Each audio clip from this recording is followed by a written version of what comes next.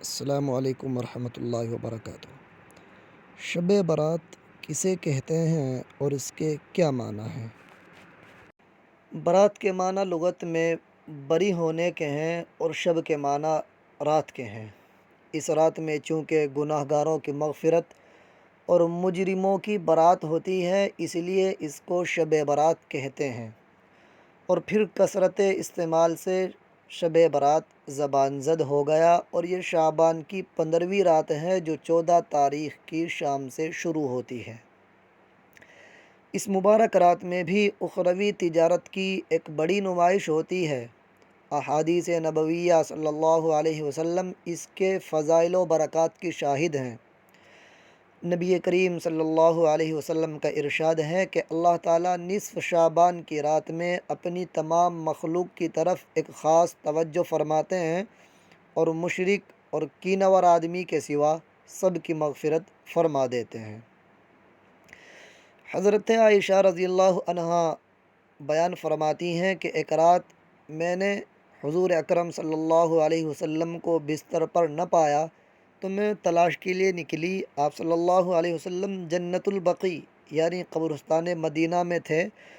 آپ صلی اللہ علیہ وسلم نے فرمایا کہ میرے پاس جبرائیل علیہ السلام تشریف لائے اور کہا کہ آج نصف شعبان کی رات ہے، اس میں اللہ تعالیٰ اتنے لوگوں کو جہنم سے نجات دیں گے جتنے قبیلہ کلب کی بکریوں کے بال ہیں۔ قبائل عرب میں اس قبیلے کی بکریاں سب سے زائد تھیں، مگر چند بد نصیب شخصوں کی طرف اس رات بھی نظر عنایت نہ ہوگی۔ یعنی اتنی بابرکت والی رات میں بھی چند آدمی ایسے ہیں جو اللہ تعالیٰ کی نظر عنایت سے محروم رہتے ہیں۔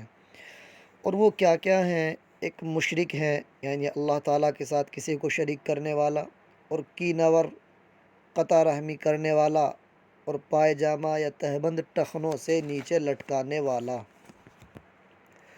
اور اپنے والدین کا نافرمان، اور شراب نوش نشہ کرنے والا۔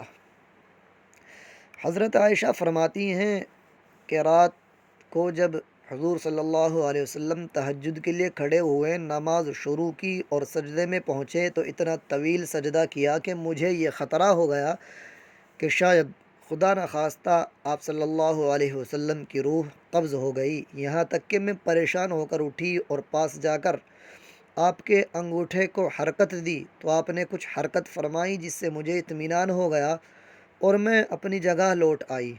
جب آپ نماز سے فارغ ہوئے، تھوڑے سے کلام کے بعد فرمائے کہ تم جانتی ہو یہ کون سی رات ہے؟ میں نے عرض کیا اللہ تعالیٰ اور اس کا رسول ہی خوب جانتا ہے۔ آپ صلی اللہ علیہ وسلم نے فرمایا یہ نصف شعبان کی رات ہے۔ خداوند عالم اس رات کو خاص طور سے اہل عالم کی طرف توجہ فرماتے ہیں اور مغفرت مانگنے والوں کو مغفرت اور رحم کی دعا کرنے والوں پر رحم فرماتے ہیں، مگر آپس میں کینہ رکھنے والوں کو اس وقت بھی اپنے ہی حال پر چھوڑ دیتے ہیں۔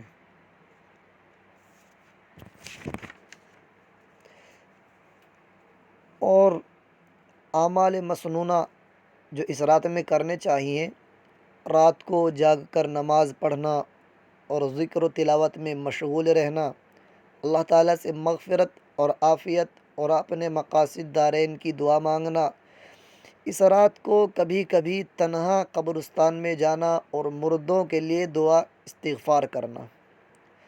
لیکن یاد رہے کہ قبرستان میں جانا اور ساتھیوں کو بلا بلا کر اکٹھے ہو کر جاتے ہیں قبرستان میں اور روشنیاں کرتے ہیں، یہ بالکل غلط ہے اور اس کو سنت قرار دیتے ہیں۔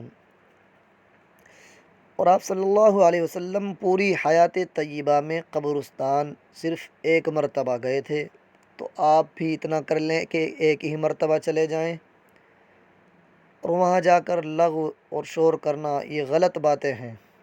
اس لیے قبرستان جانے سے پرہیز ہی کرنا چاہیے، اور اس کی صبح کو یعنی 15ویں تاریخ کو روزہ رکھنا۔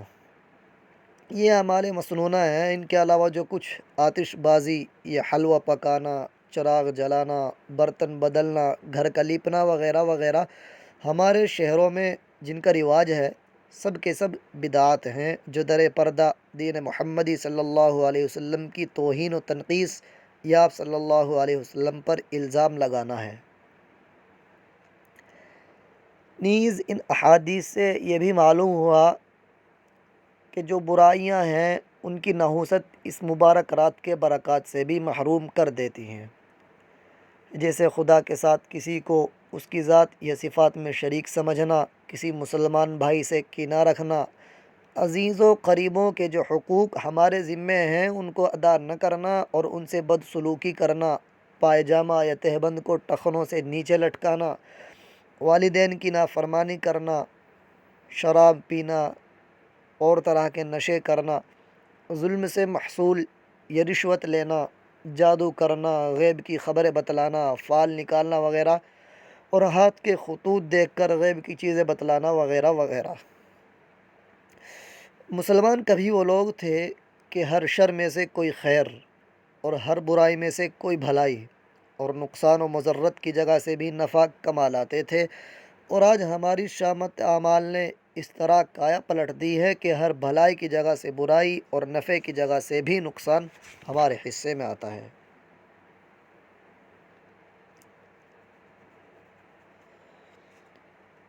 اور یہ رسم آتش بازی، یہ رسم نہ صرف ایک بے لذت گناہ ہے بلکہ اس کی دنیاوی تباہیاں بھی ہیں، دنیاوی اور اخروی دونوں ہی تباہیاں اس سے ہیں۔ اور ایک رسم حلوہ ہے، اس کو ایسا لازم کر لیا گیا ہے کہ اس کے بغیر سمجھتے ہیں کہ شب برات ہی نہیں ہوتی۔ فرائض و واجبات کے ترک پر اتنی ندامت و افسوس نہیں ہوتا جتنا اس کے ترک کرنے پر، اور جو شخص نہیں کرتا اس کو کنجوس، بخیل وغیرہ کے القاب دے کر شرمایا جاتا ہے، جس میں بہت سی خرابیاں پیدا ہو گئی ہیں۔ ایک غیر ضروری چیز کا فرض و واجب کی طرح التزام کرنا، فضول خرچی وغیرہ وغیرہ، اور اس نو ایجاد شریعت کے لیے طرح طرح کے لغو ضرورتیں تراشی جاتی ہیں۔ کوئی کہتا ہے کہ حضرت رسول خدا صلی اللہ علیہ وسلم کا جب دندان مبارک شہید ہوا تو آپ صلی اللہ علیہ وسلم نے حلوہ نوش فرمایا تھا، یہ اس کی یادگار ہے۔ اور کوئی کہتا ہے کہ حضرت امیر حمزہ رضی اللہ عنہ اس تاریخ میں شہید ہوئے، یہ ان کی فاتحہ ہے۔ اول تو سرے سے یہی غلط ہے کہ دندان مبارک ان دنوں میں شہید ہوا ہو، یہ امیر حمزہ رضی اللہ عنہ اس تاریخ میں شہید ہوئے ہوں، کیونکہ دونوں ہی حادثے ماہ شوال میں واقع ہوئے، نہ کہ ماہ شعبان میں۔ اور اس کے علاوہ یہ عجیب طرح کی فاتحہ ہے کہ خود ہی پکایا، خود ہی کھا گئے، یہ دو چار اپنے ساتھیوں کو کھلا دیا۔ فقیر اور مساکین جو اس کے اصلی مستحق ہیں وہ یہاں بھی دیکھتے ہی رہ جاتے ہیں۔ اور ایک اور طریقہ ہے کہ مسجدوں میں روشنی کی جاتی ہے، چراغ جلائے جاتے ہیں۔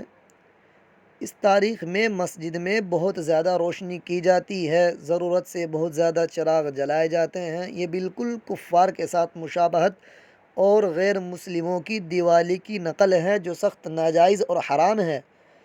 قرآن کریم کفار کے ساتھ مشابہت پیدا کرنے والوں کو انہی کی مانند فرماتا ہے، اور حدیث میں ہے کہ جو شخص کسی قوم کے ساتھ مشابہت کرے وہ انہی میں سے ہے۔ اللہ ہماری حفاظت فرمائے۔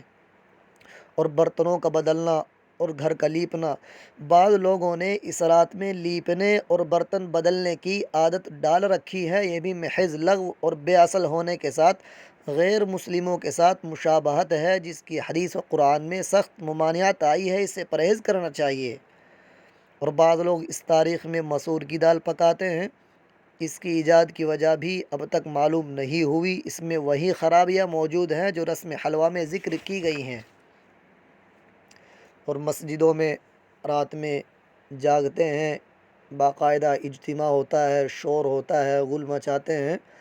رات کو جاگنے کے لیے اگر اتفاقاً دو چار آدمی جمع ہو گئے اور اپنی تلاوت میں مشغول رہے تو اس میں مذائقہ نہیں، لیکن بعض شہروں میں اس کو بھی اس حد تک پہنچا دیا گیا ہے کہ اس کو روکنے کی ضرورت ہے۔ مثلاً بلا بلا کر اہتمام سے لوگوں کو جمع کرنا اور پھر شور اور لہو لعب میں رات گزارنا۔ اسی طرح اہتمام کے ساتھ مسجدوں میں اجتماع بھی نو ایجاد ہے اور بدعت ہے۔ صحابہ کرام رضی اللہ عنہم جن سے زیادہ کوئی عبادت کا شوقین نہیں ہو سکتا کبھی اس طرح جمع نہیں ہوئے، اور پھر اس اجتماع کی وجہ سے جو شور مسجدوں میں ہوتا ہے تو وہ دوسرا گناہ ہے۔ فرشتے ایسے لوگوں کے لیے بد دعا کرتے ہیں جو مسجدوں میں دنیا کی باتیں کرے یا شور مچائیں۔